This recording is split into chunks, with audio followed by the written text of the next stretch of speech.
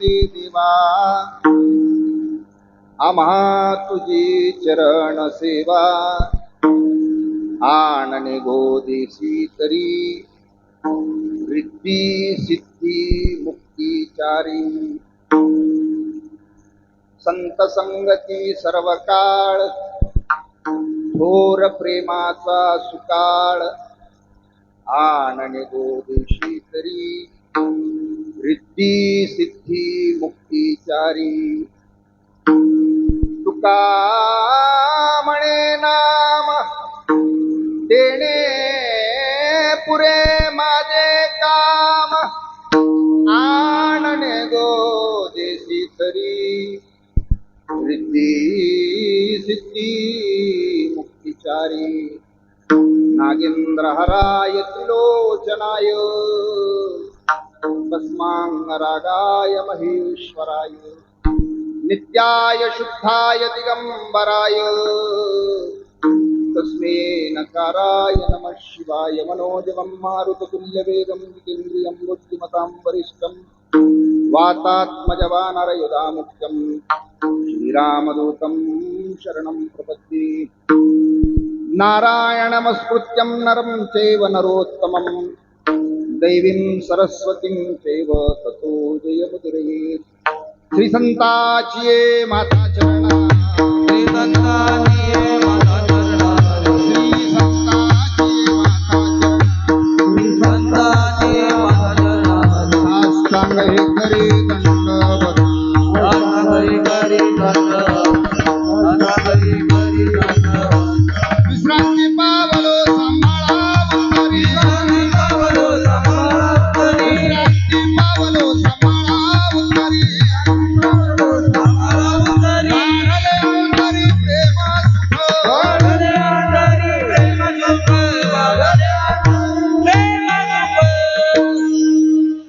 अखिल coat ब्रह्मांडाधीश प्रभू पंढरीश परमात्म्याच्या पावन छाया जत्राखाली थोर साधू महात्म्यांच्या कृपा प्रसादाने पवित्र अशा आपल्या मेंढका नगरीमध्ये वैकुंठवाशी हरिभक्तीपरायण श्री संत गुरुवर्य नारायण महाराज यांचा 39वा पुण्यस्मरणानिमित्त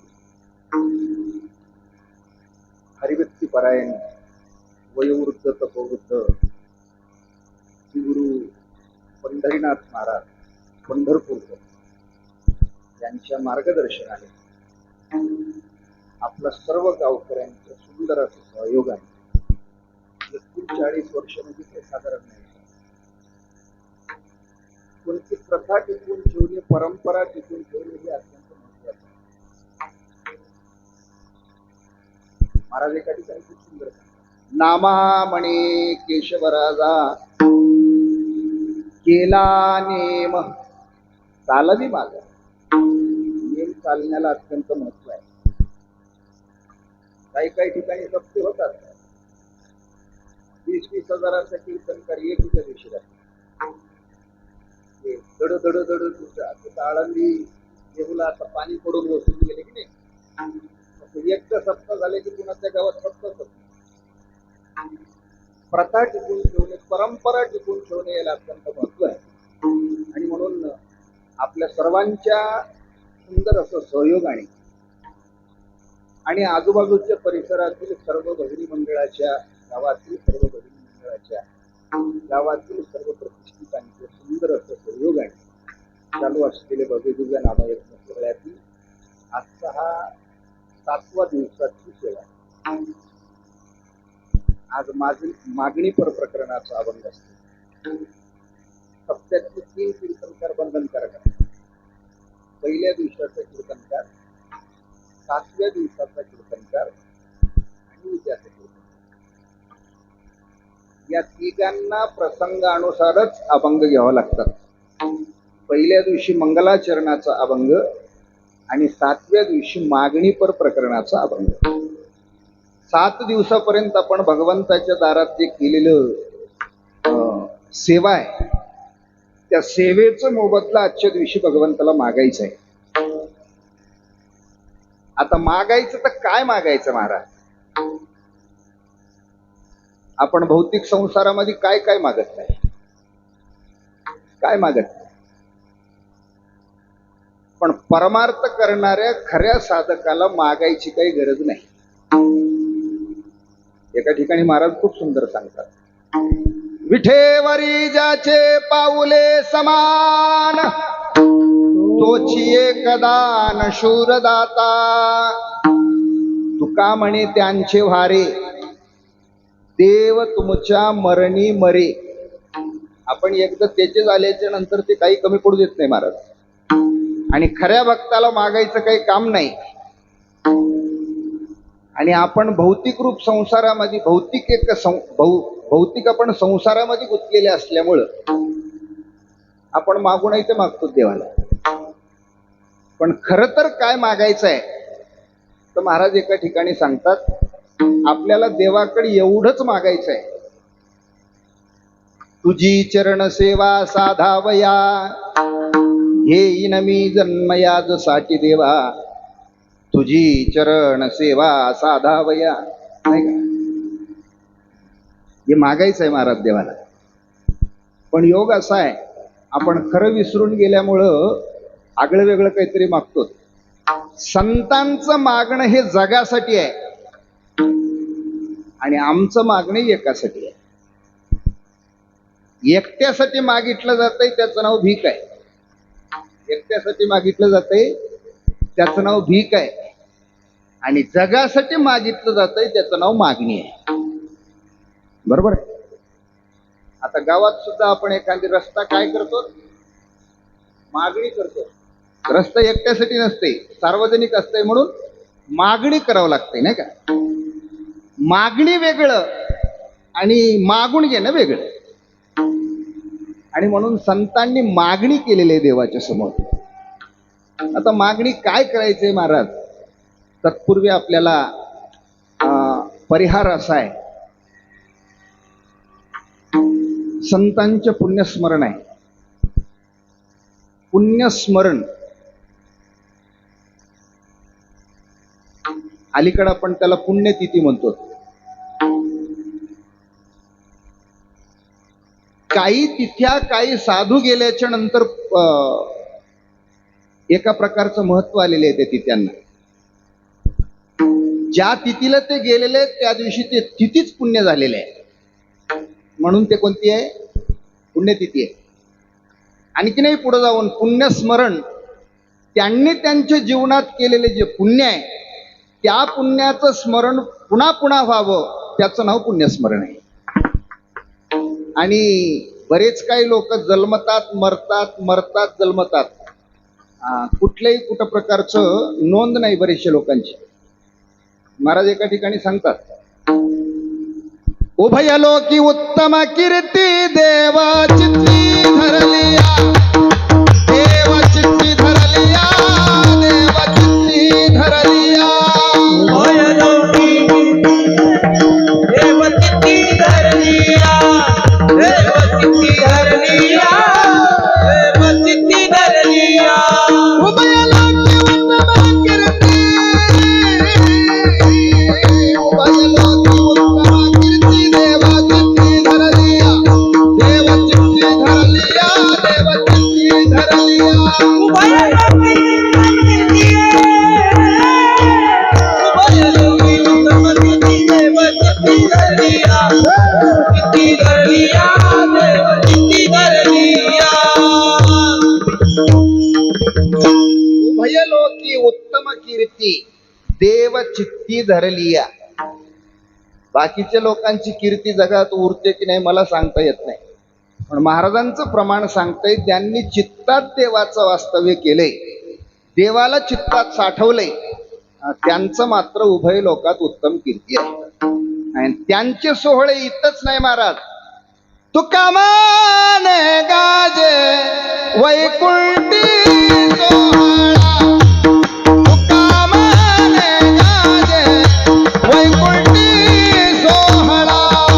तुका माने गाजे वैकुंठी सोहळा, तुका माने गाजे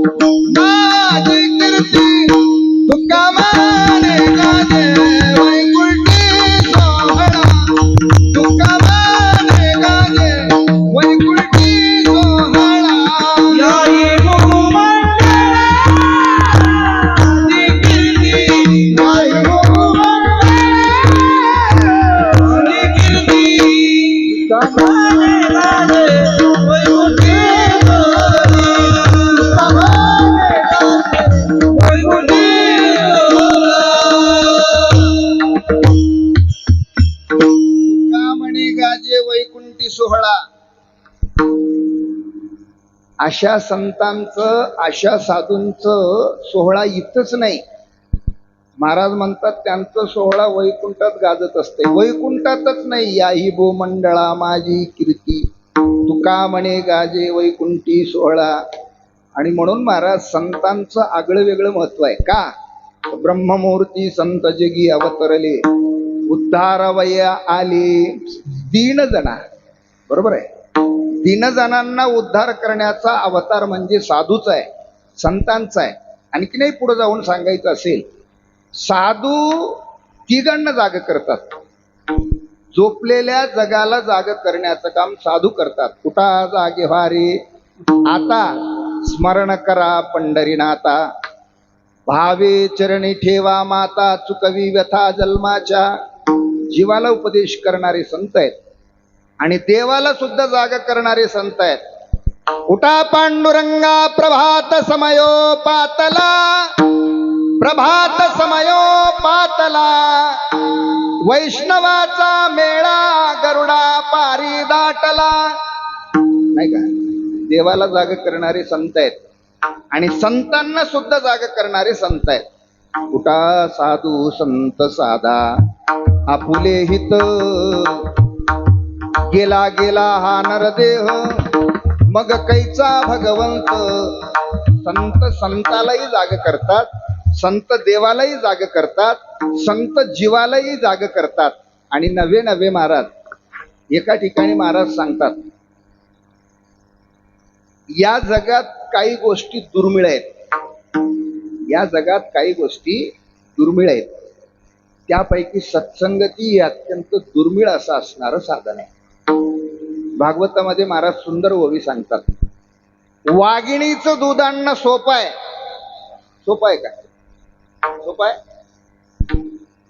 एक माणूस बिमार पडलं आणि ते वैद्याकडे गेलं. वैद्यानं सांगितलं तुझी बिमारी नीट होते, पण तुला वाघिणीच्या दुधात औषध द्यावं लागतं. ते म्हणलं ऐकलं की बिमारी गेली. औषध घेतलं नाही ना, ऐकले.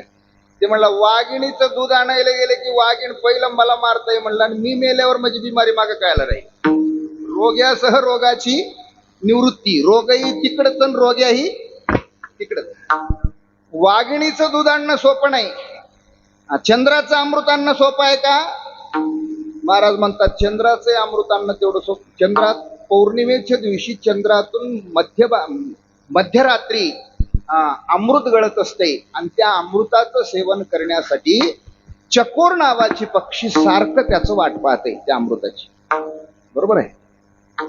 आणि ते अमृत आणणं सोपं नाही. बरं, आस्ताला जाणाऱ्या रवीला धरणं सोपं आहे का महाराज?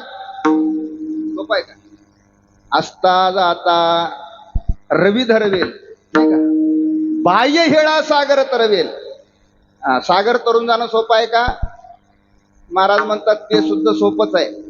काल परवा एक 20 वर्षाच्या आतली तमिळनाडूची मुलगी श्रीलंकेपासून रामेश्वरापर्यंत 13 तासात पोहत आली. किती तासात? 13 तासात. 20 वर्षाच्या आतली मुलगी. म्हणजे सागर तरून जाणं सुद्धा सोपं आहे. पण महाराज म्हणतात परित्या साधू चंद्र अमृत चुके जेवविले, आता दाता रवी धरवेले, पाये सागर धरवेले, परित्या साधू भेटील होईला.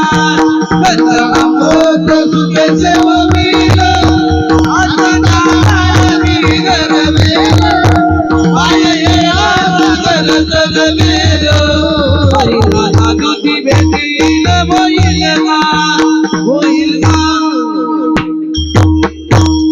परित्या साधूची भेटी न होईल का? आता हा झाला एक प्रमाण. आता दुसरं प्रमाण महाराज भागवतामध्ये सुंदर अशी ओवी सांगतात नाथराया. व्याघ्र सिंहाचे दूध जोडे, चंद्रामृत हाता चढे, परी हरिप्रियाची भेटी नातुडे, दुर्लभ गाडे मनुष्या. हरिप्रियाची, हरिभक्ताची नाही. हरिभक्त किती काही भेटतील. हरिभक्त वेगळे आणि हरिप्रिय वेगळे. आपण पुढे जाऊन त्याचं चिंतन करू. हरिभक्त कोण, हरिप्रिय कोण, त्याचं पुढे जाऊन आपण चिंतन करू. आणि म्हणून महाराज हरिप्रियांची भेट होण्यासाठी महाराज म्हणतात कुठंतरी पूर्वजन्मीचं सुकृत लागतंय. बहु अवघड आहे संत भेटी परी जगजेटी. त्या देवानं कृपा करावं तेव्हा त्या साधूची भेट व्हावी. महाराज साधूची भेट होणं तेवढं सोपं नाही. म्हणून महाराज म्हणतात अर्धा क्षण घडता संताची संगती, देणे होय शांती महत्पापा. संत संग देई, संत संग देई, अनेक प्रवाही घालू नको. आणि म्हणून साधूच्या पदस्पर्शाने पुनीत झालेला हा मेंढका नगरी, अनेक साधू संतांच्या पदस्पर्शाने पुनीत झालेली ही नगरी, या नगरीतच वास्तव्याला असलेले श्री संत नारायण महाराज यांच्या पुण्यस्मरणानिमित्त आजची ही सेवा माझ्या वाटेला आलेले. 7व्या दिवसाची कीर्तनरूपी सेवा असल्यामुळं मागणीपर प्रकरणातील 4 चरणाचा जगद्गुरु जगद्वंदनीय तुकोबाराया महाराजांचा हा अभंग आहे. अभंगाद्वारे महाराज देवाच्या समोर मागणी करतात. सारखं तुमची चरणसेवा असावी. तुम्हाला जर द्यावंच असं जर वाटत असेल देवा, तुमच्या चरणसेवेमध्ये मी सारखं तत्पर असावं. आणि देवा तुमची शपथ घेऊन सांगतोय, द्यायचंच असेल तर मला दुसरं काही सुद्धा लागत नाही. दुसरं काही नाम 4 मुक्त्या सुद्धा तुमच्या चरणसेवेच्या पुढे फिक्क आहेत. आणि रिद्धी सिद्धी सुद्धा तुमच्या चरणसेवेच्या पुढे फिक्क आहे. आणि द्यावंच असं जर तुम्हाला वाटत असेल तर संतांच्या गावी प्रेमाचा सुकाळ. आणि म्हणून सत्संगती द्या. तिथे गेल्याच्या नंतर प्रेमाला कुठल्या प्रकारचं कमतरता पडणार नाही. आणि संतांच्या संगतीमध्ये काय करसाल तुम्ही, तुकोबारायांना देव विचारल्याच्या नंतर तुकोबाराया महाराज सांगतात, संतांकडे दुसरं काम नसतंय. सारखं नामाचं चिंतन करणं हे संताकडे असतंय आणि बाकीचे भानगड्या करणं महाराजाकडे असतात. दिनरजनी हाची धंदा गोविंदाचे पवाडे, गोविंदाचे पवाडे, गोविंदाचे पवाडे. दिनरजनी हाची धंदा गोविंदाचे पवाडे, गोविंदाचे पवाडे, गोविंदाचे पवाडे. दिनरजनी हाची धंदा गोविंदाचे पवाडे, दिनरजनी हाची धंदा गोविंदाचे पवाडे, गोविंदाचे पवाडे, गोविंदाचे पवाडे. दिनरजनी हाची धंदा गोविंदाचे पवाडे. एक क्षण सुद्धा वाया जाऊ देत नाहीत महाराज. ते नामधारक आहेत, ते संत आहेत. आणि म्हणून संतांच्या सान्निध्यामध्ये आम्हाला नामाचं चिंतन करायला मिळेल.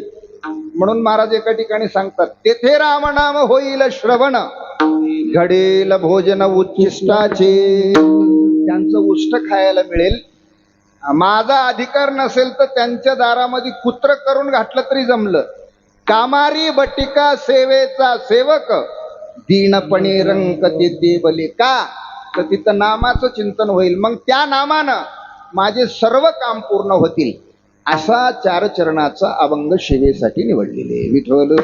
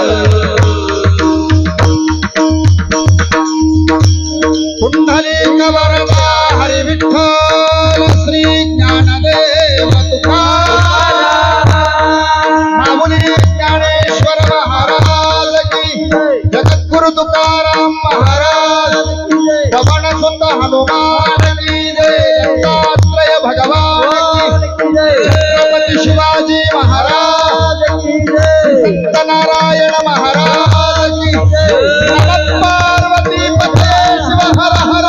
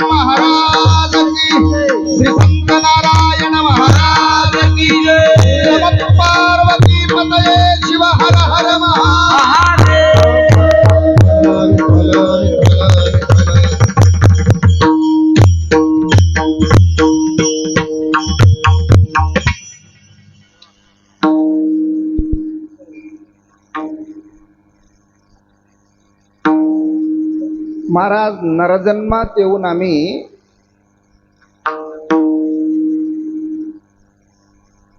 ज्या काही गोष्टी करायला लागलो महाराज सांगतात ह्या सर्व इतरत्र जन्मात सुद्धा होत्यात. आहार निद्रा भयमैथुन सर्व योनीशी समसमान. जसं इथं जेवण करायला लागलो तसं इतरत्र जन्मात सुद्धा भोजन होतच आणि निद्रा होतीच महाराज. भीती ही प्रत्येक जीवाला भीती आहे. वाघाला सुद्धा भीती आहे. वाघाला सुद्धा भीती आहे म्हणून तर ते गावात येत नाही, जंगलात राहते बिचार. प्रत्येकाला भीती आहे. आणि पुढे गेल्यावर मैथून, हे प्रत्येक जीवाला मैथून प्रक्रिया लागलेली आहे. 84 लाख जीवयोनीमध्ये प्रत्येकाच्या ठिकाणी मैथून ही प्रक्रिया आहे.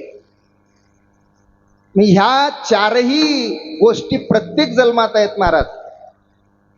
पण इथं आल्याच्या नंतर मात्र महाराज सांगतात मनुष्य देहाचे निज्ञाने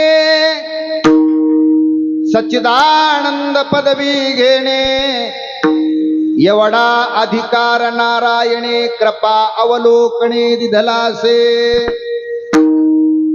नरदेह निदान लाधले हाती उत्तम सार उत्तम गती. देवची होऊ म्हणून चिती तरी होती तरी का चित्ती न धरावी. देव सुद्धा होता येते महाराज, मात्र भजन केल्यावर. काय केल्यावर? भजन केल्यावर. आणि ते भजन कुठं घडतंय तर महाराज सांगतात याच देही घडे देवाचे भजन. याच देही घडे देवाचे भजन. याच देही घडे देवाचे भजन. याच देही घडे देवाचे भजन. याच देही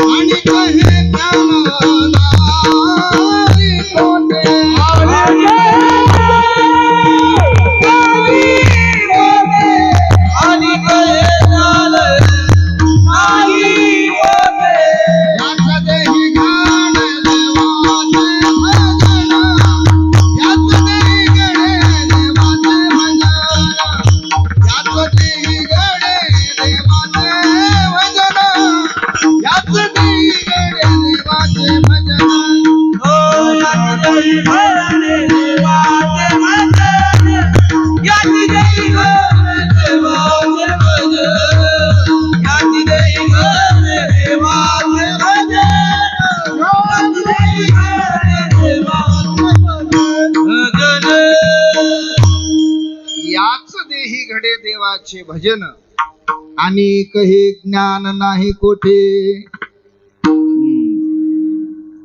असं भजन करण्याचं ज्ञान इतरत्र ठिकाणी नाही महाराज.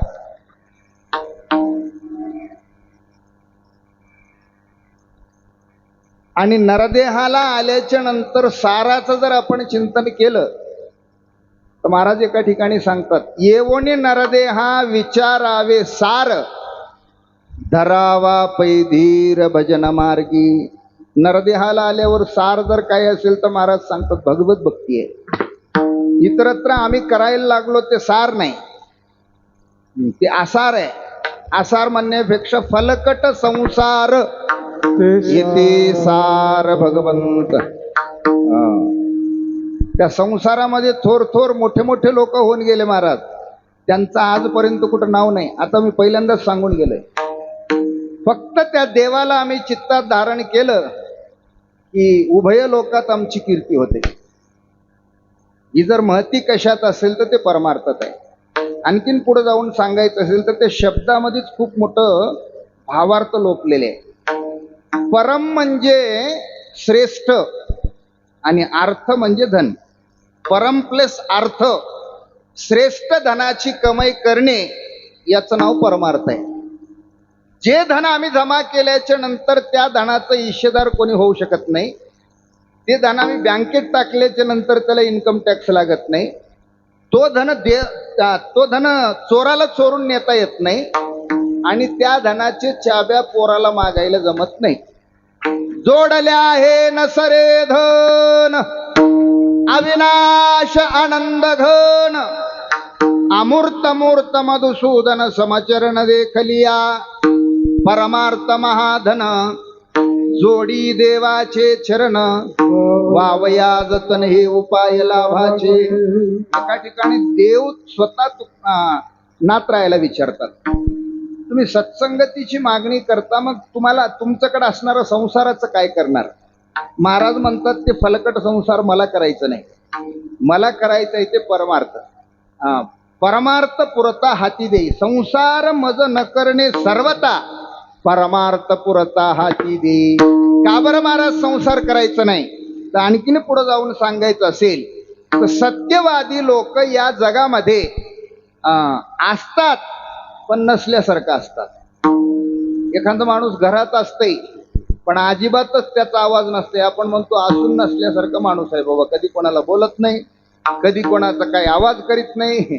म्हणजे असून सुद्धा सत्यवादी लोक सुद्धा जगात तसेच असतात. आलिप्त कमळ जळी नाही,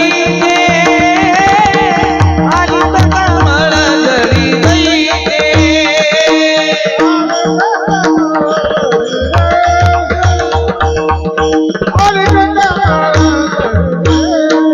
सत्यवादी करारी संसारात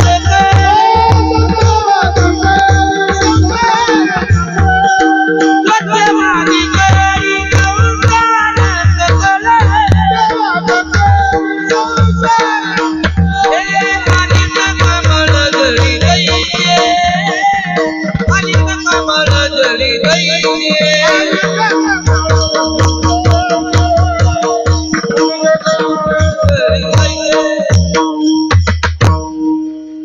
आलिप्त कमळ जळी जैशी, सत्यवादी करी संसार सकळ. संसारात असतात पण कसं असतात म्हणजे तलावाच्या मध्यभागी कमळाचं फुल असते पण पाणी अंगाला लागू देत नाही. सत्यवादी लोक सुद्धा संसारात असतात पण संसार कुठल्याही प्रकारचा आपल्या अंगाला लागू देत नाही.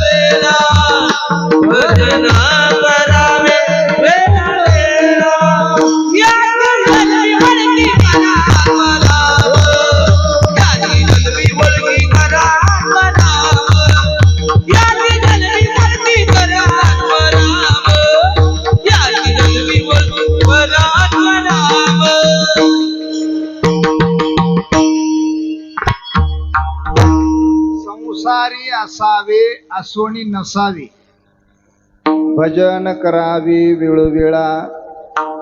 आता त्याबद्दल ज्ञानोबा राया महाराज हरिपाठामध्ये एक सुंदर दृष्टांत सांगतात. मंथोणी नवनीत तैसे गे अनंता, वाया व्यर्थकता सांडी मार्ग. जसं की महाराज आपण मंथन केल्याच्या नंतर त्यातून जे तूप बाहेर निघालेले आहे, दुधाची प्रक्रिया करून मंथन केल्याच्या नंतर त्यातून जे तूप बाहेर पडलेलं आहे ते म्हणजे दुधाचं सार आहे.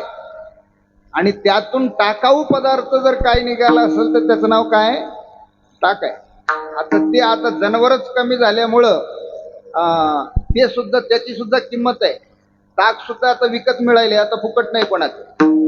पूर्वी जनावराचं ताक जनावरांनाच पाजवायचे नाही का. ते प्रत्येकाच्या घरी एक धोंड्याचं असायचं, ते काय त्याच्यात नेऊन टाकायचे प्रत्येक, ते ताक पाजवायचे जनावरांना. पण आता ते जनावरच कमी झाल्यामुळे त्याला किंमत झालेली आहे. आणि तेच ताक म्हणजे आमच्या घराकडचं संसार आहे. एका ठिकाणी गोपाळ देवाला सांगतात, देवा तुझ्या सान्निध्यात आल्याच्या नंतर खरं सुख प्राप्त झालंय. आजपर्यंत ते सुख कोणाच्या सान्निध्यात पाहायला मिळालं नाही, ते सुख तुझ्या सान्निध्यात खायला मिळालं. आता खायला मिळाले म्हणल्यावर देव म्हणले आता पोट भरलंय ना, जा घराकडं. त्यावेळेस गोपाळ सांगू लागले, घरी ताकाचे सरोवर, येथे नवनीताचे पूर, नाही देखील ते मिळे भोग सुखाची सोहळी. घराकडचं संसार म्हणजे ताकाचं पाणी आणि इथलं परमार्थ म्हणजे शुद्ध नवनीत म्हणायला लागलेत. आता घराकडे कशाला वाट लावता देवा? तसं नाही, तुम्ही लोटून लावलं तरी आम्ही घराकडे जात नाही. तुका म्हणे आता आम्ही नवजो दवडिता. विठ्ठल विठ्ठल विठ्ठल.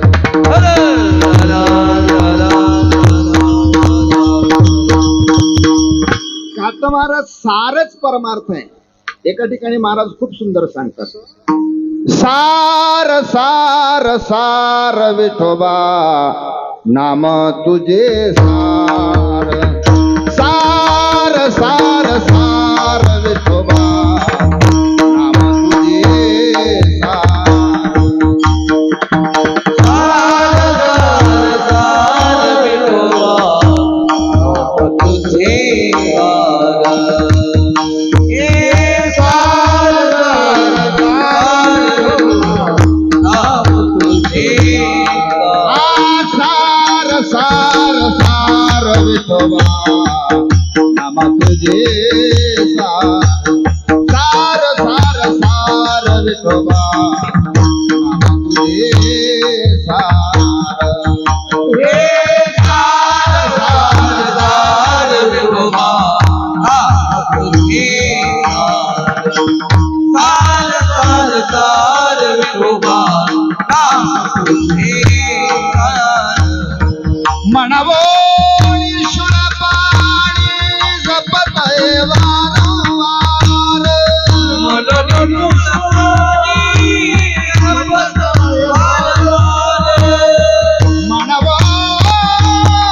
शुरपाणी जपतय वारंवार,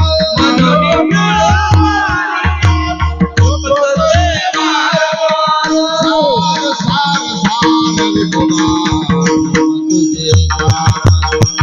सार सार विठोबा तुझे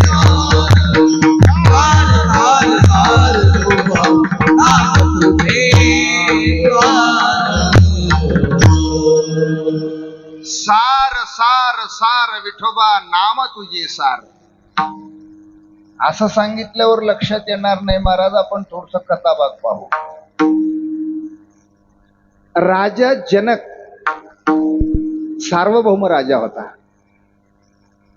राजा जनकाला बसण्यासाठी सोन्याचं सिंहासन होतं, जो पहिलं सोन्याचं पलंग होतं.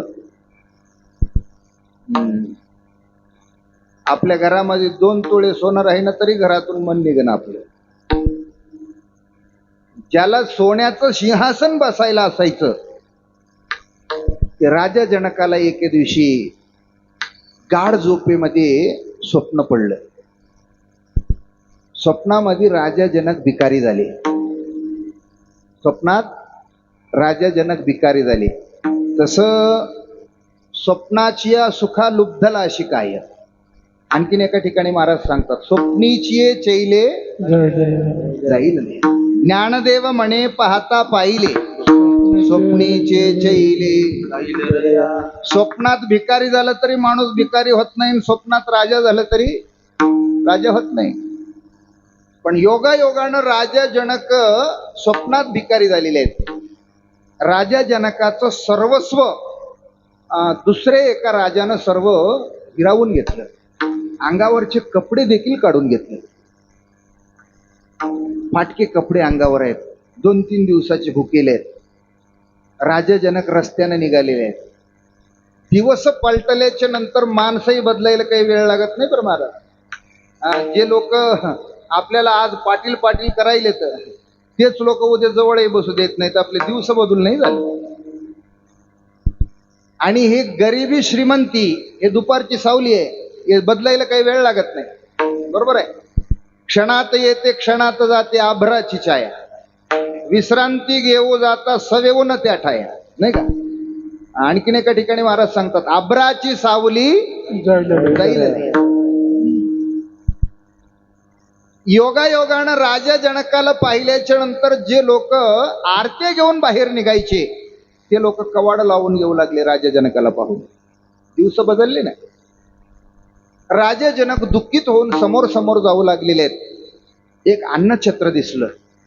त्या अन्नछत्रात जाऊन तरी काय आपण मागून खावं या हेतून अन्नछत्रात प्रवेश केले. अन्नछत्रात जे अन्न वाढणारा माणूस होता, ते अन्न संपलं म्हणून चाबे घेऊन बाहेर यायला लागले अन्नछत्राला कुलप लावायसाठी. आणि विचारलं, काय पाहिजे तुम्हाला. यांनी सांगितलं, 2-3 दिवसाचं मी भुकेला आहे, काहीतरी तुमच्याकडे असेल तर द्या. सांगितलं, आत्ताच अन्न वगैरे संपलेले आहे, भांडे वगैरे जर धुतलेले नसतील तर खाली काय असलेले तुम्हाला देईल. थोडंसं करपलेले भात होतं खाली त्या पातेल्याच्या बुडाला. तेवढं भात यांच्या हातावर घातलं. आता हातावर भात घ्यायचं म्हणल्यावर एका हातात जमत नाही. दोन्ही हात एका ठिकाणी करून वंजळात भात घेतला. करपलेला भात बुडाला लागले ते घेतला आणि बाहेर निघून आता खावं कसं. दोन्ही हात भरलेले आहेत. आता तोंड लावून खावं असं तोंड त्या भाताच्या जवळ नेण्याला योगायोगानं भरधाव वेगानं येणारा एक माणूस त्या हाताला येऊन धक्का मारला. त्या हातात जे करपलेले भात टाकलं होतं की नाही, ते भात सुद्धा खाली जमिनीवर पडलं. जमिनीवर पडल्याबरोबर मात्र एकदम अंतःकरण दुःखित झालं. कोणाचं? राजा जनकाचं. हे सर्व कशात व्हायला लागले? स्वप्नात व्हायला लागले, झोपीत व्हायला लागले. स्वप्नात असणारे राजा जनक, निद्रिस्त असणारे राजा जनक एकदा त्या स्वप्नामध्ये जोरात आवाज केलेले आहेत. आपण म्हणतो की नाही, चिरकले. एकदा जोरात आवाज केलेले आहेत. आवाज करण्यानं त्यांनाच जाग आलं. जाग येऊन पाहायला लागले तर काही सोन्याच्या पलंगावर झोपून आहे, तर स्वप्न कशाचं पडायले? भिकारी झालेले स्वप्न पडायले. इकडं तिकडं पाहायला लागले, सोन्याचं पलंग आहे, हवा घालायला माणसं आहेत, सेवक आहेत, सेवा करायला सेवक आहेत, आणि स्वप्न तर पडलं भिकारी झालेलं. त्या दिवशीपासून राजा जनकाच्या डोक्यामध्ये एका प्रकारचं फॅड बसलं. आलेले प्रत्येकाला विचारू लागलेले आहेत, सांगा हे खरं की ते खरं? मी स्वप्नात भिकारी झालो ते खरं, का मी आता सोन्याच्या सिंहासनावर बसून आहे हे खरं? प्रश्नाचं उत्तर कोणाला सापडलं नाही महाराज. बरेच दिवस लोटले. एके दिवशी योगायोगानं त्या मिथिला नगरामध्ये अष्टवक्र आले होते. अष्टवक्र 8 ठिकाणी वाकडे होते. वक्र नाम वाकडं. 8 ठिकाणी वाकडं असल्यामुळं त्यांचं नाव अष्टवक्र होतं. अष्टवक्र आले असं कळाल्याबरोबर राजा जनकाने ताबडतोब सैनिकांना पाठवून दिलं, जा अष्टवक्रांना बोलवून आणा. सैनिकांनी जाऊन सांगितलं, महाराजांचं तुम्हाला बोलवणं आहे. महाराजांनी बोलवलेले आहेत. अष्टवक्र येता येताच त्या प्रश्नाचं उत्तर शोधून ठेवले होते. ते काय विचारणार आहेत त्यांना अष्टवक्र म्हणतात. येण्याबरोबर महाराज प्रश्न विचारला त्यांनी, वृत्तांत काही सुद्धा सांगितलं नाही. हे खरं की ते खरं, दोनच प्रश्न. ताबडतोब अष्टवक्रांनी उत्तर दिलं, राजा तू स्वप्नामध्ये भिकारी झालायस ते फक्त 100% खोटं. किती टक्के? 100%. का तर स्वप्न खरं नसतंय. स्वप्नामध्ये तू जे भिकारी झालायस हे फक्त 100% खोटं. पण आता जे तू सोन्याच्या सिंहासनावर बसून आहेस ना, 101% खोटं. विठ्ठल विठ्ठल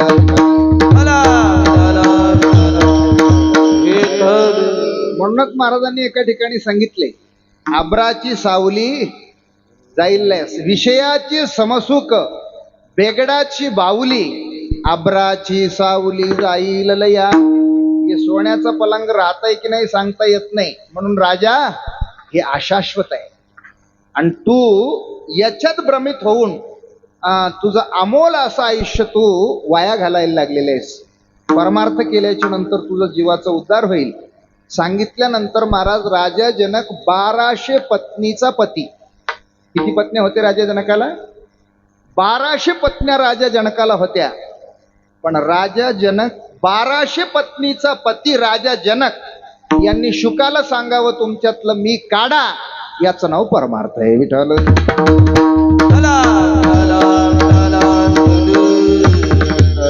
सत्यवादी लोक प्रपंचामध्ये असे असतात. असो ऐसा कोठे आठवची नाही, देहीच विदेही भोगदशा. म्हणून महाराज आपण या प्रपंचात या जगामध्ये आपण सर्वच काही कमाई केलंय, सर्वच काही कमाई केले भौतिक रूपी संसारामध्ये. पण योगायोगाला देवाला जर जोडायचं जर आपण विसरलो तर महाराज सांगतात, विसरली तया थोर झाली हानी, पचतील खाणी 84च्या. सुंदर असं उत्तम नरदेह मिळालेले, या नरदेहाची इच्छा देव लोक सुद्धा करतात. एका ठिकाणी महाराज सांगतात, स्वर्गीची अमर इच्छिता ती देवा, मृत्यूलोकी व्हावा जन्मामा. इहलोकीचा हा देह देव इच्छिता ती पाहे, धन्य आम्ही जन्मा आलो दास विठोबाचे झालो. सुंदर असं नरदेह प्राप्त होऊन सुद्धा याचं जर महत्व कळालं नाही तर हरिपाठामध्ये महाराज फलप्राप्ती सांगतात. यमाचा पाहुणा प्राणी होय, यमाचा पाहुणा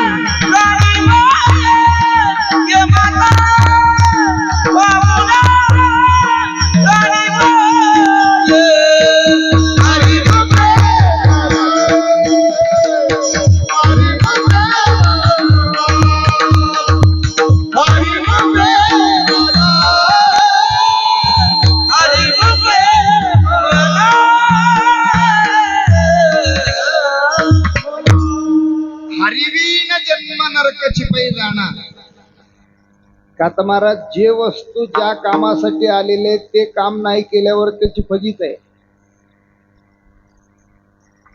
आता वेळेवर जर माईक बंद पडू लागल्यावर माणूस काय करते, माईक काढून बाजूला ठेवून देते, आहे का नाही? वेळेवर जर प्रत्येक गोष्टीचं तसंच आहे. आता पाऊस पडायला लागलाय, एक माणूस जनरल स्टोअर्स वरती गेलं आणि छत्री विकत घेतलं. जनरल स्टोअर्स वाल्याला सांगितलं अशी छत्री द्या की जेणेकरून काड्या लवकर मोडू नये आणि कपडा लवकर फाटू नये. वर्षानं घेऊन चाललो, वर्षानं ते मोडूनच चाललंय, कपडा फाटूनच चाललंय. जनरल स्टोअर्स वाला हुशार होतं, ते छत्री मधात नेलं, वरचं मेन कापड तेवढं बदलून आणून दिलं. ते 200 रुपयाचे आहे म्हणलं, पण 2 मंत्राचं जप करावं लागते म्हणलं. कपडा लवकर फाटत नाही आणि काड्या लवकर मोडत नाही. ते मंत्र त्यांनी सांगितलं. याला उन्हाळ्यात बाहेर काढायचं नाही, पावसाळ्यात त्याचा वापर करायचा नाही. मग ते छत्री देवाऱ्यावर ठेवून पुंजायचे होय. त्याचं काम काय आहे? ज्या कामासाठी आलेले वस्तू ते काम नाही केल्यावर त्याची जशी किंमत नाही, तसं महाराज नरदेह सुद्धा देव प्राप्त करण्यासाठी झालेले आहे. महाराजांनी देव प्राप्त करण्यासाठी दिलेले. महाराज खूप सुंदर सांगतात, बहुता जन्मांची जन्मला शिनरा देव तू सोयरा करियाता. देव जर सोयरा नाही केलं तर महाराज सांगतात यम मात्र नक्की पावना होतय, यम मात्र नक्की सोयरा होतय. म्हणून नरदेहात आल्याच्या नंतर देवा मला बाकी दुसरं काही सुद्धा नको, तुमची चरणसेवा सारखी असावी, तुमचं नामाचं चिंतन सारखं असावं. अभंगाच्या पहिल्या चरणात तुकोबाराय महाराज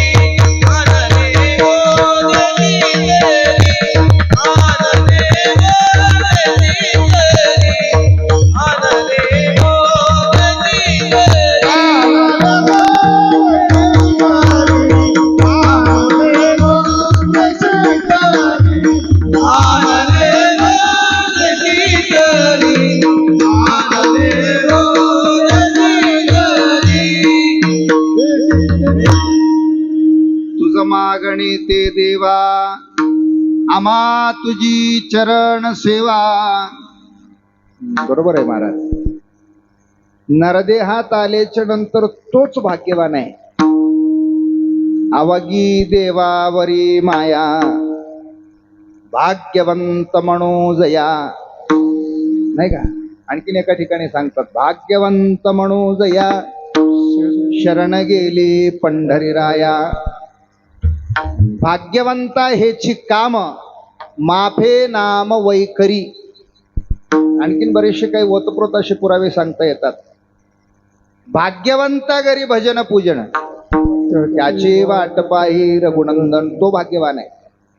मग करंट कोण आहे महाराज? नशीबहीन कोण आहे? आपण करंट म्हणत नाही, आपण नशीबहीन म्हणतो. आपण त्याला दारिद्र्य म्हणतो. दारिद्र्य कोण आहे? महाराज एका ठिकाणी सांगतात धन्य जगी एक तोच हरिरंगिनाचे करंटे कपाळे ज्याचे नाम नये वाचे. ते करंट कपाळाचं आहे. ज्याच्या तोंडात देवाचं नाम नाही ते करंट कपाळाचं आहे. सुंदर असं नरदेह प्राप्त होऊन सुद्धा ज्याच्या मुखात देवाचं नाम नाही त्याचे इतकं भाग्यहीन दुसरं कोणी सुद्धा नाही. आणि म्हणून महाराज नरदेहात आल्याच्या नंतर तोच भाग्यवान आहे. पैसेवान किती असतील, पैशानं महाराज जगात प्रसिद्धी मिळवता येते. पैशानं जगात प्रसिद्धी मिळवता येते. पैशानं आपण लबाड बोललं तरी लोक आपल्या समोर डोकं हलवतात का? तर पैशाचं पावर आहे. म्हणून महाराज एका ठिकाणी सुंदर प्रमाण सांगतात धनवंता लागी सर्व मान्यता हे जगी माता पिता बंधू जन सर्वी मानिती वचन. त्यात ते लबाड बोललं जोवरी चलन वरी मनाली माता तोवर चलन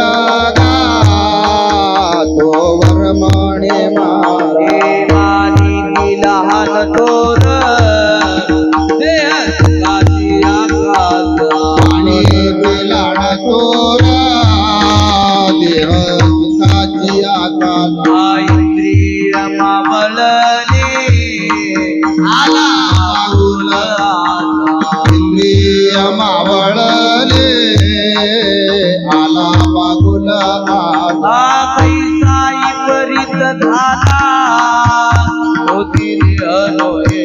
तुझा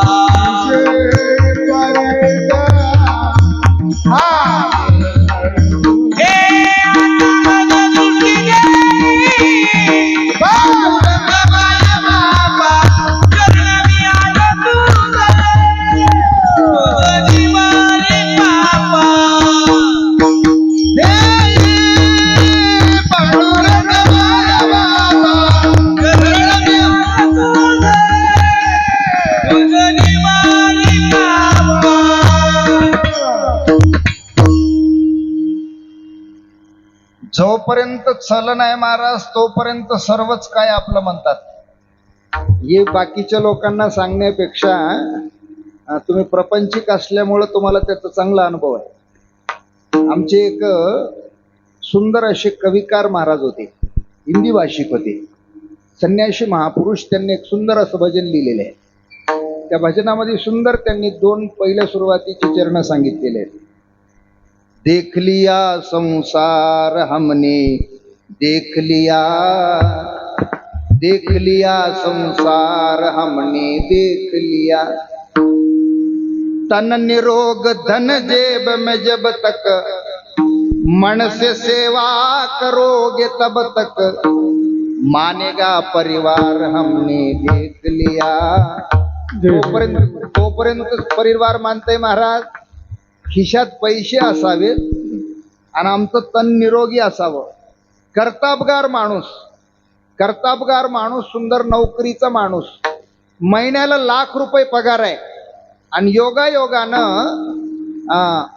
असं व्हावं असं माझं येत नाही, पण योगायोगानं ते अर्धांग वायूनं हातपाय पाकळले तर बाजत पडले. कोण विचारतंय म्हणाला, जायना का झालंय म्हणतात लवकर. यातच करावं लागायला. हे गेलं असलं तर बरं होतं म्हणतात. बाईला म्हणे खरे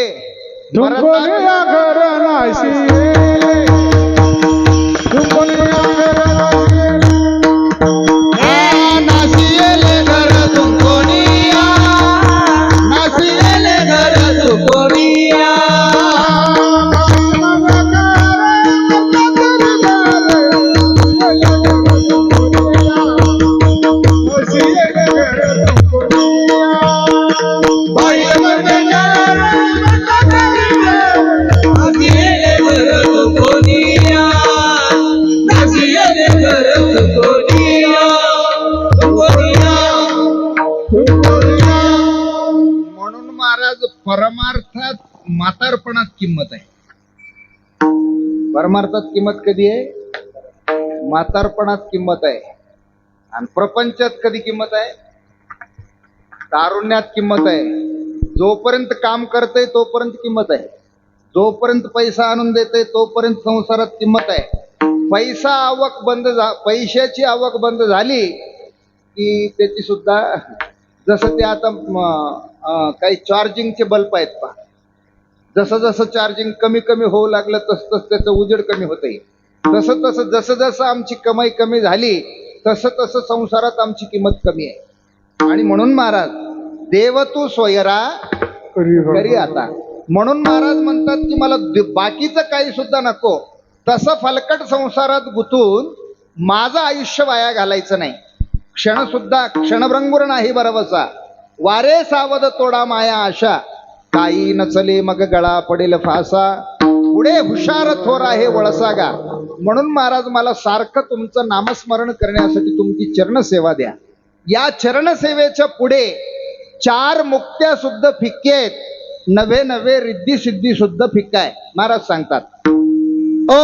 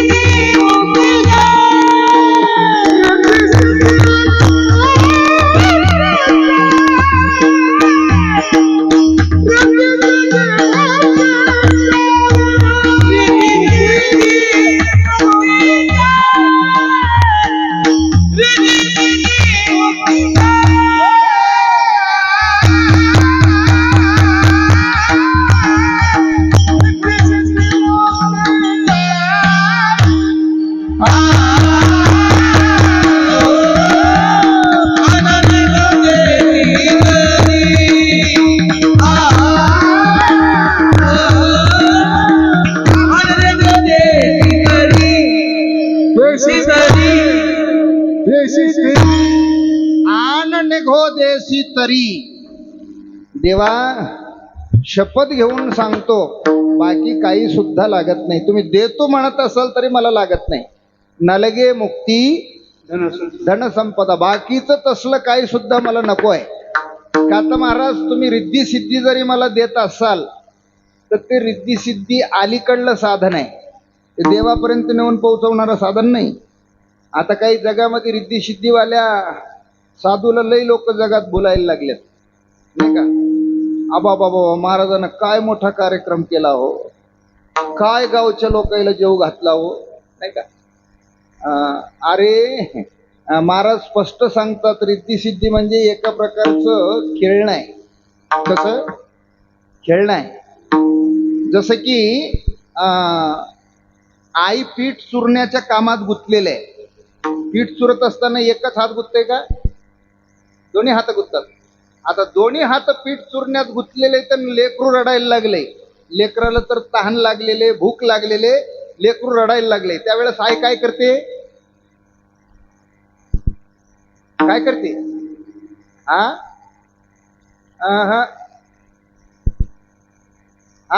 त्याच्या पुढे एखादं खेळणं नेऊन फेकते महाराज.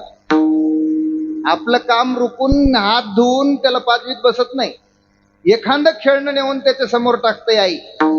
आता ते खेळण्यात गुंतून महाराज खेळणं, ते खुळकुळा असेल ना दुसरं काही असेल, त्या खेळण्याच्या नादात ते स्वतःची भूक विसरून जाते. बरोबर आहे. महाराज तेच म्हणतात, सिद्धी लावी पिशे कोण तया पुसे, नेले राजहंसे पाणी काय. राजहंस नावाचे एक पक्षी आहे, त्याच्या समोर आपण पाणी आणि दूध दोन्ही एका ठिकाणी जर मिक्स करून ठेवलं तर ते दूध तेवढं पिऊन घेता येईल, पाणी तेवढं सोडून देता येईल. आता ते तसं नाही, रिद्धी सिद्धी आपण होऊन प्राप्त करणं म्हणजे पाणी तेवढं पिऊन घेणं होईल, दूध तेवढं सोडून देणं होईल. विठ्ठल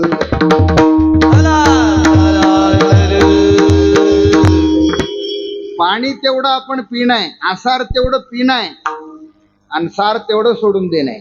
आणखीन महाराज ज्ञानोबरायात सुद्धा खूप सुंदर सांगतात, रिद्धी सिद्धी निधी आवागीच उपाधी, जव त्या परमानंदी मन नाही. त्या देवाच्या मनात रिद्धी सिद्धी नाही. रिद्धी सिद्धी म्हणजे अलीकडे जगात प्रसिद्धी करता येते. महाराजांना खूप मोठं मठ बांधला हो, खूप मोठा भंडारा केला हो, महाराज म्हणलेले खरं होतंय हो, महाराजांना इतकं भात केलं की पुरं गाव जेवतंय हो. हे सारे रिद्धी सिद्धीचे प्रकार आहेत. आणि लक्षात ठेवा महाराज, या अशा काही गोष्टीला बळी पडू नये यासाठी आजच्या काळात संत साहित्याची अत्यंत गरज आहे, संत वाङ्मयाची अत्यंत गरज आहे. का तर महाराज अशा थोतांच गोष्टीला साधू संत मान्य करीत नाहीत, चमत्कारी लोकांना साधू संत मान्य करीत नाहीत. चमत्कारानं जगाला बोलवता येते, चमत्कारानं जग देवाला बोलवता येत नेनती पाय कानोला, नेनती पाय कानोला,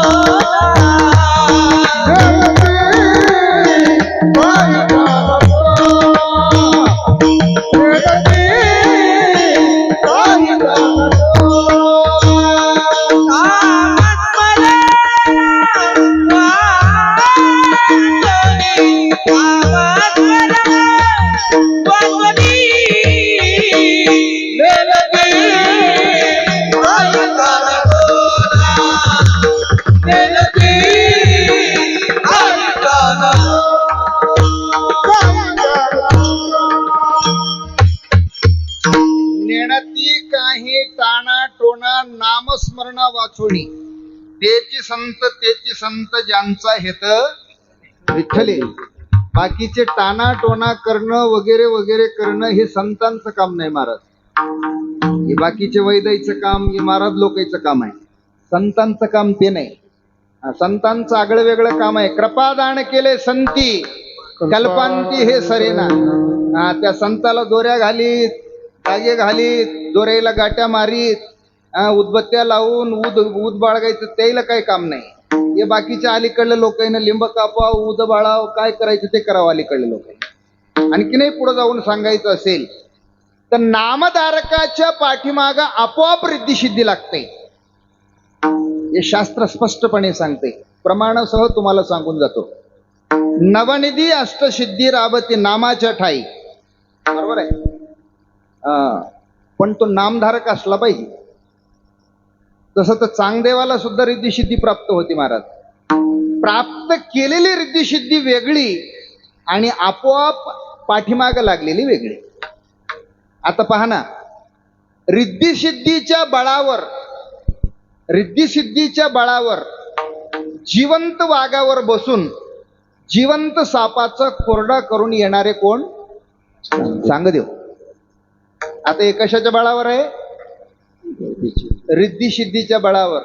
अहो, रिद्धिसिद्धीच्या बळावर जिवंत वाघावर बसून येणं काहीच नवलाची गोष्ट नाही का? आता प्रकाश आमटे नावाचे एक व्यक्ती आहेत. त्यांच्या आश्रमात मांजरासारखे हे वाघ फिरतात. त्यांच्या अंतुरणावर झोपतात, त्याच्यासोबत जेवतात, नाही का? त्याच्यासोबत कुत्रे फिरल्यासारखं फिरतात त्या आश्रमात. म्हणजे जिवंत वाघावर, रिद्धिसिद्धीच्या बळावर जिवंत वाघावर बसून येणं तेवढी नवलाची गोष्ट नाही. पण नामाच्या ताकदीवर, नामाच्या बळानं आपोआप रिद्धिसिद्धी जे प्राप्त झालेली आहे, त्या रिद्धिसिद्धीनं मात्र नामाच्या धारकाला आपोआप रिद्धिसिद्धी प्राप्त होते. आता मी बोलून गेलोय. त्या रिद्धिसिद्धीच्या बळानं निर्जीव भिंत चालवणे ही आगळी वेगळी ताकद आहे. विठ्ठल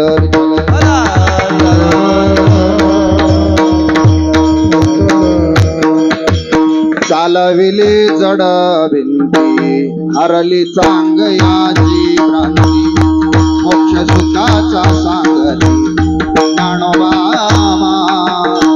चालविले जड हरली चांग याची भ्रांती, मोक्ष सुखाचा ज्ञानोबा. चालविली जड भिंती ही नामाच्या ताकदीवर आहे महाराज, नामाच्या बळावर आहे. आणखीनही पुढे जाऊन सांगायचं असेल तर बरेच काही साधू संतांनी सहजपणे काही गोष्टी केलेल्या आहेत. वैकुंठवाशी हरिभक्तीपरायण श्री संत मोतीराम महाराज फळेकर, श्री संत मारोतराव महाराज दस्तापूरकरांचे गुरु, त्यांनी एकदा त्यांच्या नजर चुकीनं एकच तारीख 2 गावाला दिली होती. मुदखेडला पण तेच तारीख दिली आणि मेंढक्याला पण तेच तारीख दिली. आणि योगायोगानं महाराज दोन्ही गावच्या मध्यभागी एक नदी, गोदावरी नदी, तारीख तर महाराज नजर चुकीनं दिलेली आहे. आणि नेम तर कोण्याही गावचं पाडता येत नाही. याही गावचं सप्त्याचाच नेम आहे, त्याही गावचं सप्त्याचं नेम आहे. अलीकडल्या गावात लग्न असलं तर सोडून दिलं तर जमलं असतं, पण दोन्ही कीर्तनाची तारखा आहे. करायचं कसं? आणि ते पैसे वगैरे काही घेत नसल्यामुळं ज्या गावकऱ्यांनी तारीख घेतली त्यांनी छकडा घेऊन जायचे. पूर्वी छकड्याचा प्रवास होता, ते छकड्यात बसून यायचे. दोन्ही गावच्या लोकांनी सायंकाळच्या वेळेला छकडे नेऊन उभं केलेत महाराजांच्या समोर. महाराजांनी दोघाला हात जोडून विनंती केली, तुम्ही जावा म्हणले, मग या पायाने येतो, मी ज्या गावाला येऊ वाटलं त्या गावाला. योगायोगानं मेंढक्याला त्यांचं खूप मोठं प्रेम होतं. मेंढक्याला येऊन महाराजांनी कीर्तन सुरुवात केले. अभंग घेतला, तुझं मागणे ते देवा, आम्हा तुझी चरण सेवा. इथं मेंढक्यात भजन कीर्तन सुरुवात झालं महाराज की तसंच कीर्तन महाराज स्वतः करायला लागलेत. कुठं?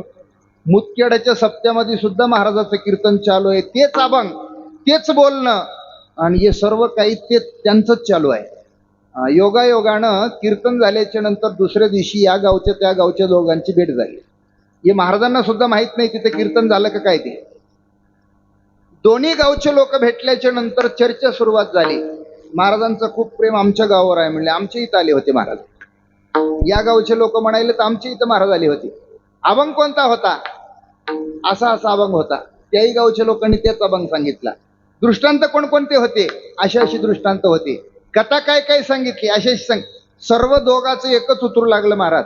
हे दोघही ज्या वेळेस महाराजांकडे गेले, महाराजांनी मात्र सांगितलं, ऐशे भक्ताची गरी न सांगता कामे करी. अशा भक्तांच्या घरी देवाला सांगायचं काम नाही, देव स्वतः त्यांच्या पाठीमागं लागून त्यांचे काम करताय म्हणे महाराज. विठ्ठल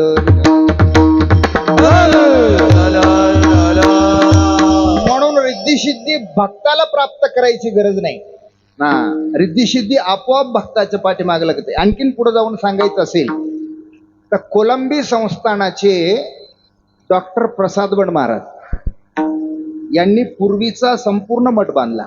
आता ज्या मठाचं दुरुस्ती वगैरे चालू आहे ते मठ संपूर्ण प्रसादबन महाराजांनी बांधलेले आहे.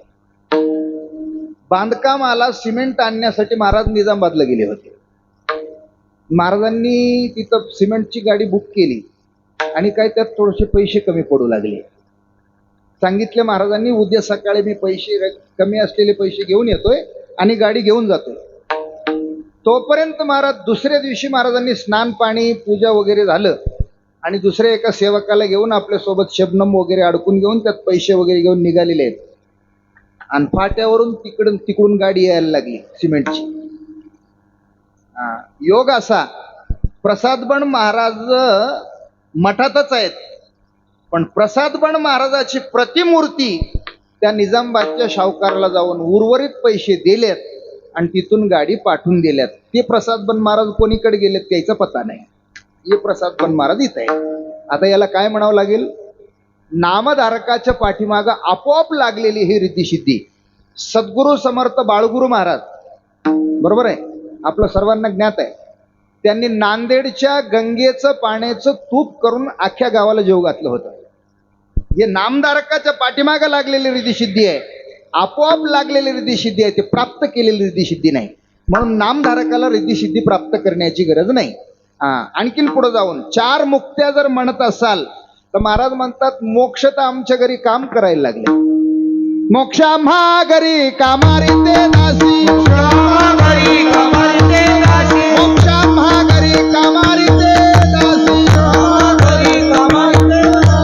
काय सांगवायसी तुका म्हणे होय सांगवायसी तुका म्हणे. मोक्ष आम्हा घरी कामारी ये दासी होय सांगवायसे तुका म्हणे. मोक्षपद तुच्छ केले या कारणे आम्हा जन्म घेणे. युगायुगी आम्हाला युगायुगात जन्माला यायचंय आणि त्या प्रभूचं नामाचं चिंतन करायचंय. म्हणून आणखीन एका ठिकाणी महाराज सांगतात वैकुंठासी आम्हा नका दाडू हरी वासदे पंढरी सर्व काळ. सारखं देवाचं नामाचं चिंतन करायचं असल्यामुळं आम्हाला 4 मुक्ती सुद्धा तुमच्या चरण सेवेच्या पुढे फिक्का आहेत आणि रिद्धी सुद्धा फिक्का आहेत. द्यावंच वाटत असेल तर संतांची संगती द्या. अभंगाचं 3रं चरण आहे. संत संगती सर्व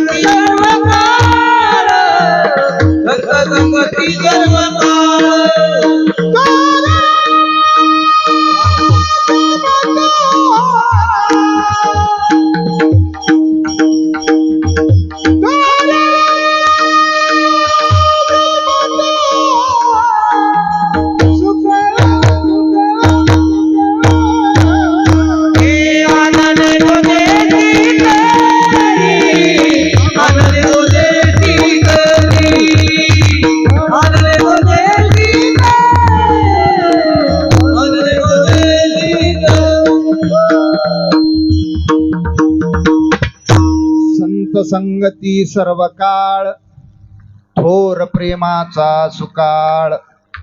महाराज म्हणतात बाकी मला काही सुद्धा लागत नाही, तुमची चरणसेवा दृढ व्हावी यासाठी महाराज अनन्य तुमच्या चरणसेवेत मी रथ असावं यासाठी संतांची संगती मला द्या.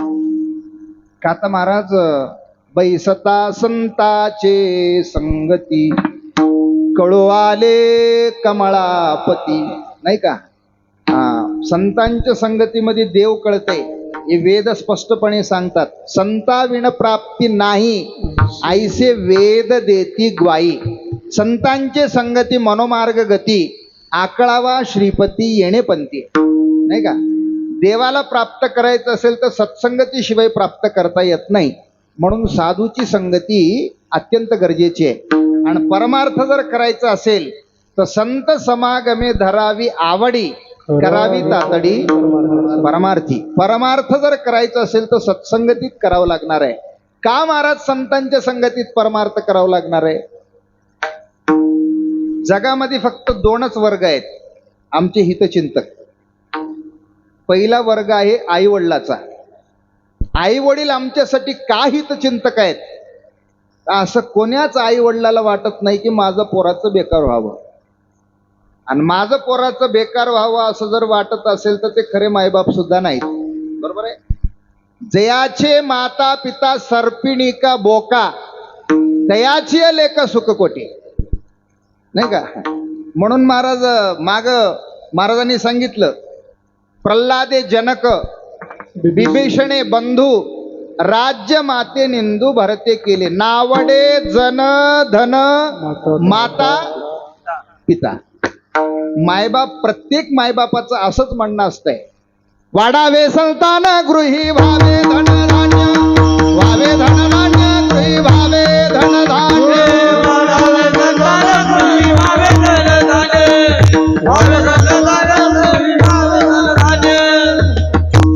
संतान वाढावं, गृहात धनधान्य व्हावं. आणि माझा मुलगा, मी जसं या मेंढक्यात काम करायला लागलो तसं माझा मुलगा हातापायाला मळ न लागता कुठंतरी नोकरीला लागावं, मुदखेडात एखादा बंगला बांधावा, असंच प्रत्येकाचा विचार असतोय ना. का महाराजांचं खूप सुंदर प्रमाणे, मातेच्या संकल्पा व्हावा राजपिंडा पर कपाळीचा दोंडा हुबा टाके. एखादा सुंदर गायक बघितले की बसलेले मायबापाला वाटतंय म्हण माझंही पोरग निघावं गाणार, आणि ते नेमकं निघतंय पिणार. त्याला नाही लाज आहे. जे जे लिहिले संचिती ते न चुके कल्पांती, जैशी जैशी कर्मरेषा तैशे होणे सहसा. विठ्ठल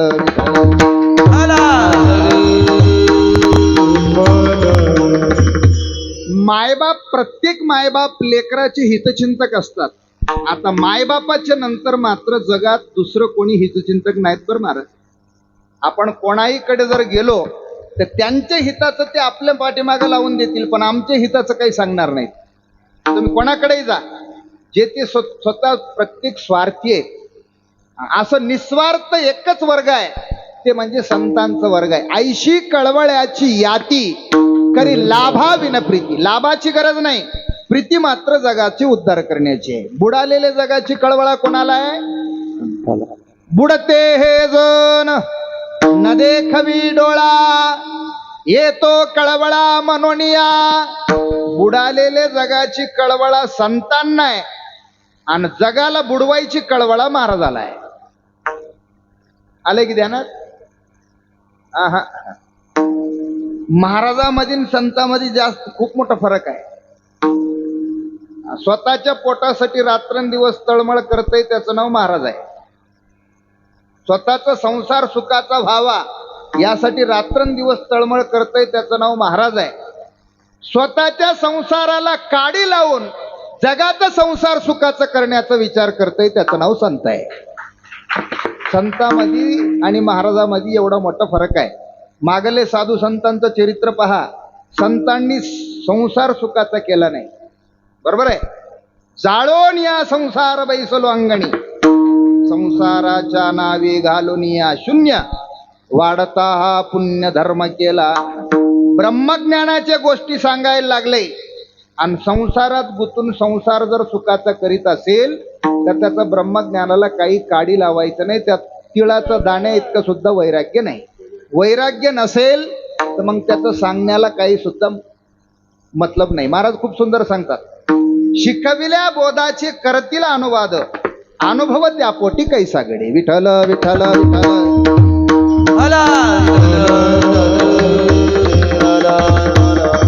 म्हणून महाराज आमच्या जीवनामध्ये संतांची गरज आहे. आणखीन एका ठिकाणी महाराज सांगतात, गंगा यमुना सरस्वती या तिन्ही नद्यामध्ये आमच्यासारखे काही पापी लोक जाऊन स्नान केल्याच्या नंतर त्यात जे पापाचं भार होतंय, गंगे मातेला सुद्धा त्या पापाचा भार होतंय म्हणे. वाचे म्हणता गंगा गंगा सकळ पाप जाती भंगा. आता त्यात स्नान केल्याच्या नंतर पापी लोक कोण कोण महाराज? कोण पापी आहेत या जगात? पापी कोण आहेत? लक्षात आलंय म्हणून दोघं तिघाची यादी सांगून जातो. मायबापाला वेगळं ठेवून देवदेव करणारे नंबर 1 चे पापी. बायकोचं ऐकून मायबापाला त्रास देणारे नंबर 1 चे पापी. गुरुची सेवा नंबर 1 च करायला पण मायबापाला पुसत नाहीत, नंबर 1 च पापी. गुरुला सोन्याच्या अंगठ्या घालालय, मायबापाची कदर करणं झालंय, मायबापाला भाकर देणं झालंय, नंबर 1 चा पापी. बरोबर आहे. तीर्थावर जाऊन लाखो रुपये खर्च करायला लागले, गावात गोरगरिबाला ते मरायलेत का उपाशी याची जाण नाही, नंबर 1 चा पापी. लक्षात आलं? परमार्थ म्हणजे आगळं वेगळं आहे. आपण जसं समजायला लागलो तसं परमार्थ नाही. बरेच काही लोक मायबापाला वेगळं ठेवून सुद्धा पंढरीची वारी करतात. जवळून पाहिलं मी. लक्षात ठेवा, मायबापाच्या सेवेमध्येच संतोषून आनंदून ते पांडुरंग परमात्मा पुंडलिकाच्या जवळ थांबलेले आहेत. आणि आपण जर मायबापाला वेगळं ठेवून जर पंढरपूरला गेलो तर आपल्याला पाहून पांडुरंग जागेवर राहणार नाही. आलं ध्यानात? म्हणून तुका म्हणे माय बाप आवगे देवाचेची रूप. मायबाप केवळ काशी तेने न जावे तीर्थाशी. तीर्थ वगैरे वगैरे वगैरे काही करायचं काही काम. माय बाप कोणी माय पूजी दीदगड, माय पूजी दीदगड, माय पूजी दीदगड. माय बाप पूजी दीदगड,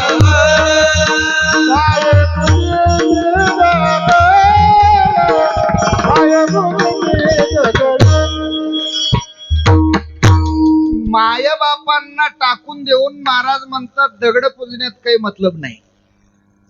पहिले मायबाप घरात दैवत आहेत. म्हणून असे काही पापी लोक जाऊन त्या गंगेत स्नान करतात. परदारा गमन करणारे, परस्त्रीवर वाईट नजर ठेवणारे, परधनावर वाईट नजर ठेवणारे, नाही का, असे पापी लोक जाऊन त्या गंगेत स्नान केल्याच्या नंतर त्या गंगे मातेला सुद्धा त्या पापाचा भार सहन होत नाही म्हणे. त्या पापाचा भार उतरवण्यासाठी गंगा यमुना सरस्वती या तिन्ही नद्यांना सुद्धा त्या साधूच्या दर्शनाला जावं लागते म्हणे. तीर्थे तया ठाया येते पुनीत व्हावया. तीर्थ सुद्धा ज्या ठिकाणी पुनीत होण्यासाठी येतात ते ठिकाण म्हणजे साधूचं ठिकाण आहे, ते ठिकाण म्हणजे संतांचं ठिकाण आहे. म्हणून महाराज संत संगती सर्व काळ थोर प्रेमाचा सुकाळ. संतांची गावी प्रेमाचा सुकाळ. नाही तळमळ दुःखलेश. तिथं दुःख नाही, तिथं सारखं सुख आहे. आणि म्हणून महाराज मला संतांची संगती द्या. विठोबा रखुमाई, विठोबा रखुमाई, विठोबा रखुमाई, जय विठोबा रखुमाई, विठोबा रखुमाई, विठोबा रखुमाई, विठोबा रखुमाई, जय जय विठोबा रखुमाई, जय जय विठोबा रखुमाई,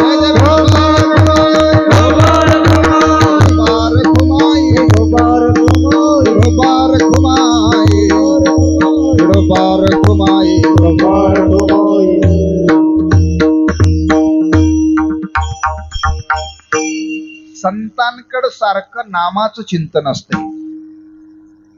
महाराज एका ठिकाणी सांगतात, शिंक जांभळी खोकला.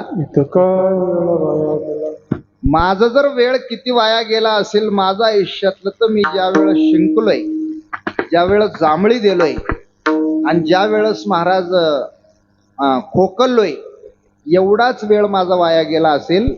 याच्या व्यतिरिक्त मी वृधा माझा वेळ वाया घातलेला नाही.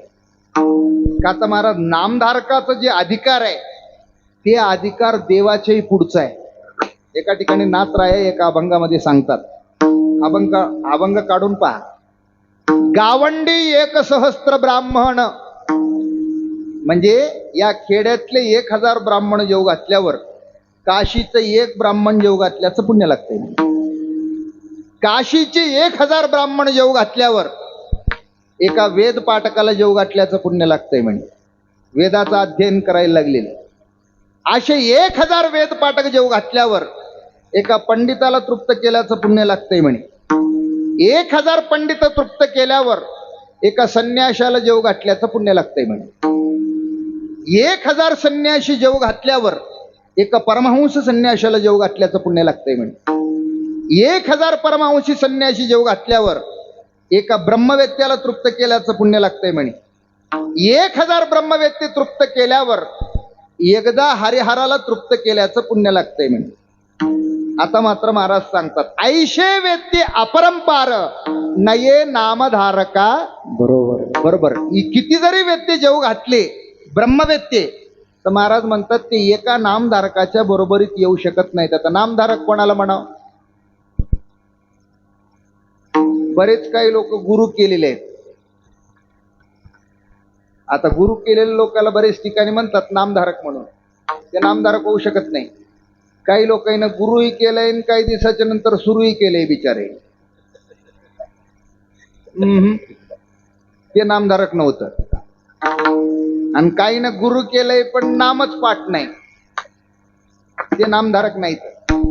नामधारक तो 8ही प्रहरामध्ये नामा वाचून राहत नाही, सारख अनन्या चिंतयंतो माम यजना पर्युपासते तेषां नित्याभियुक्तानां योगक्षेमं वहाम्यहं सर्वधर्मान् परित्यज्य माम एकं शरणं व्रज अहं त्वा सर्वपापेभ्यो मोक्षयिष्यामि मा शुच. महाराज म्हणतात बाकीचं सर्व सोडून 8ही प्रहरामध्ये जे रामाचं चिंतन करतात त्याच्या जवळच देव आहे. म्हणे माझे भक्त गाती जेते नारदामी उभा तिथे, नाही का? नामाचं चिंतन जिथं आहे तिथं देव उभा आहे. आणि म्हणून तुकोबाराय महाराज सुद्धा सांगतात, याविण अनिक असतापै साधन वाहतसे आन विठोबाची. का तर महाराज सोप्यातलं सोपं साधन आहे, अनंत जन्माचं पाप घालवणारं साधन आहे. जळतील पापे जन्मांतरीचे नामसंकीर्तन साधन पै सोपे. तृणाग्नी मिळे समरस झाले तैसे नाम केले जपता हरी. हरी उच्चारणी अनंत पापराशी जातील लय अशी क्षणमात्री, असं असणारं नाम आहे. पाप घालवणारच नाही महाराज, पापाचे कळपचे कळप पळून लावणारा तो नाम आहे. पापाचे कळप पळती पुढे रामकृष्ण उच्चार अनंत राशी तप, पापाचे कळप पळती पुढे. त्या नामाचं चिंतनानं महाराज म्हणतात आपोआप तपाच्या राशी होतात आणि पापाचे कळपचे कळप पळून जातात. म्हणून तुकोबाराया महाराज म्हणतात, मी सुद्धा काय करीत असेल तर ते सांगतात, आम्ही नामाचे धारक, आम्ही नामाचे धारक, आम्ही नामाचे धारक, आम्ही नामाचे धारक. नेनो प्रकार आणिका, नेनो प्रकार आणिका, नेनो प्रकार आणिक, नेनो प्रकार आणिक. सर्व भावे एका, सर्व भावे एका,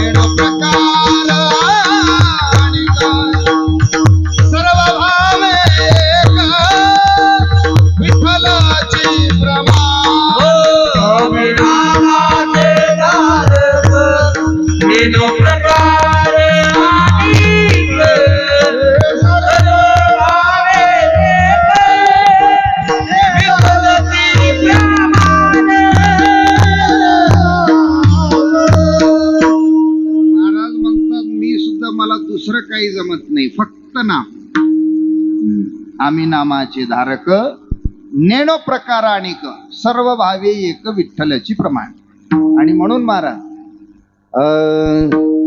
तुका म्हणे नाम, तुका म्हणे नाम, तुका म्हणे नाम, तुका म्हणे नाम, पवन नाम तुका म्हणे नाम, तुका म्हणे नाम, तुका म्हणे नाम.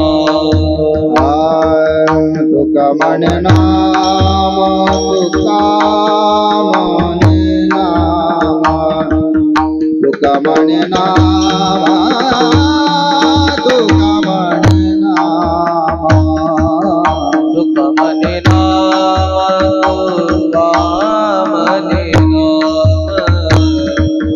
तुका म्हणे नाम, तुका म्हणे नाम.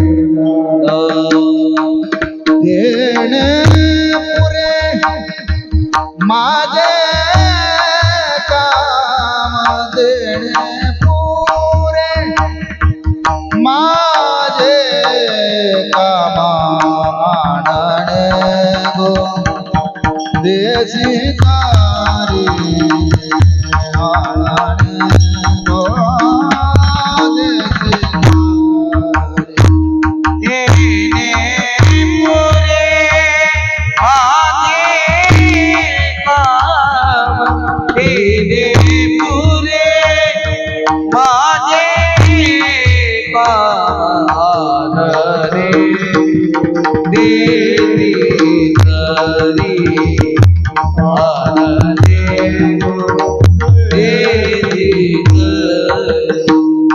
रिद्धी सिद्धी मुक्ती चारे, मुक्ती चारे,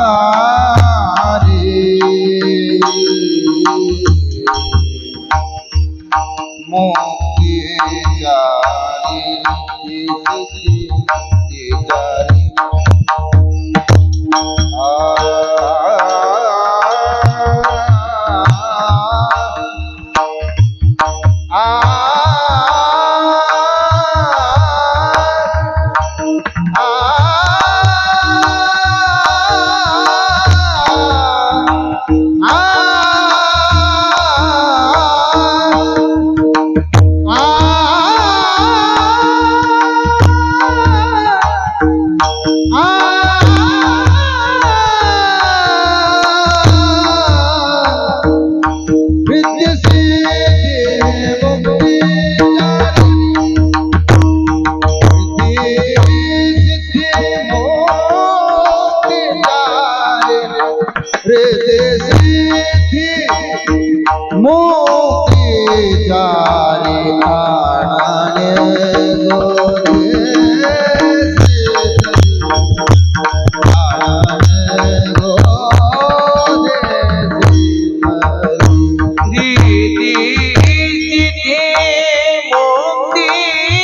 चारे. रिधी सिद्धी मुक्ती चारी,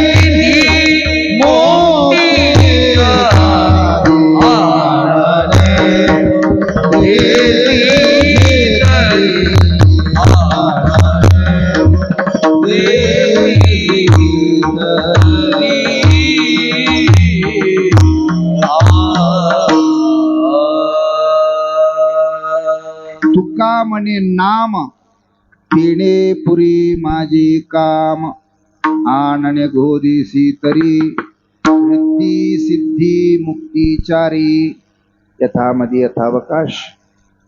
वेळेच्या अभावी अभंगाचा भावार्थ संपवण्यात आलेला आहे. अभंगाचा भावार्थ कधी संपत नाही. एका एका चरणावर 4-4 महिने बोलणारे वक्ते आहेत आणि म्हणून माणूस संपत आहे पण अभंगाचा भावार्थ संपत नाही. काही कीर्तनकार म्हणतात आता अभंगाचा भावार्थ संपलेला आहे. संपलेलं नाही, संपवण्यात आलेला आहे. वेळेच्या अभावी संपवण्यात आलेला आहे. आणि म्हणून कीर्तनासाठी उपस्थित आमचे हरिभक्तीपरायण गुरुवर्य पंढरीनाथ महाराज आपल्या गावाचे सुंदर अशी भजनी हरिभक्तीपरायण व दत्तभक्तपरायण श्री शिवचरण पाटील आणि उपस्थित सर्व प्रतिष्ठित मंडळी आणि सर्व भक्त मंडळी सर्वांच्या चरणी कीर्तन पुष्प समर्पित. उपस्थित सर्व सुंदर असं गुणीजन मंडळी, मृदंगाचार्य, गायनाचार्य. आता पहा ना, आमच्या इकडे एक म्हण आहे. आता आम्ही जिथं आता मठात आहोत की नाही, त्या मठापासून फक्त 10 किलोमीटर अंतरावर ते तेलंगणा आहे. तिथे एक सुंदर असा श्लोक आहे, गंगी गोवू पालू गंटेडैननु चालू कडवेडैननु नेहमी करम पालू.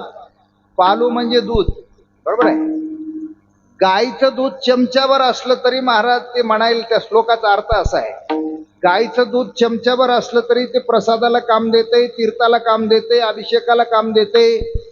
भांडभर दूध आहे म्हणे गाढवाचं काय काम करणार आहे म्हणाले. कधी कधी माळीचे माळी भजनी उभं राहतात महाराज, एकालाही चाल म्हणायचं. कीर्तनकार किती चांगला असून काय करतात, ते भजनी असे भेटतात, ते कीर्तनकारच तिकडे उडून नेतात त्याच्याकडे. सुंदर असे भजनी, 2च भजनी असावेत पण सुंदर असावेत. सुंदर असे गायनाचार्य, मृदंगाचार्य आणि आजूबाजूच्या परिसरातील सुंदर असं भजनी मंडळ. झालेले कीर्तन पुष्प भजनी मंडळाच्या चरणी समर्पित.